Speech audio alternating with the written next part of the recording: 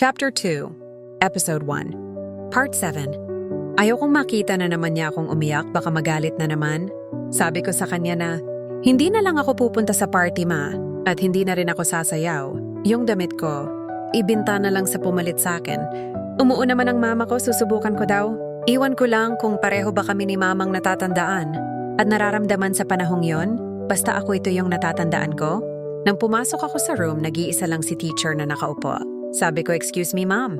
Hindi na po ako sasali sa sayaw, ma'am, kasi wala akong madadalang pagkain. Wala po kaming pera, ma'am, pambili ng pagkain. Sabi ni teacher, ay nako, hindi. Hindi na po pwede kasi wala nang oras mag-practice para palitan ka, kailangan. Sasayaw ka, masisira. Yung grupo nyo mahihirapan pag mawala.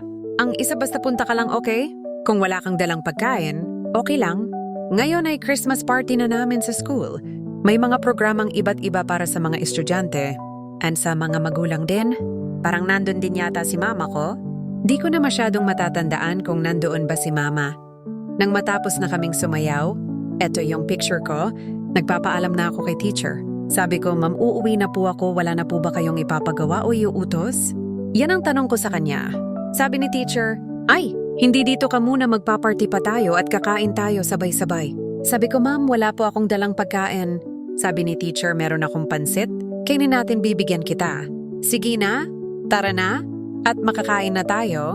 At dito nagtatapos ang ating kwento ng Chapter 2, Episode 1, Part 1 to Part 7. Maraming salamat sa pagsusubaybay. Ang inyong ate Melby.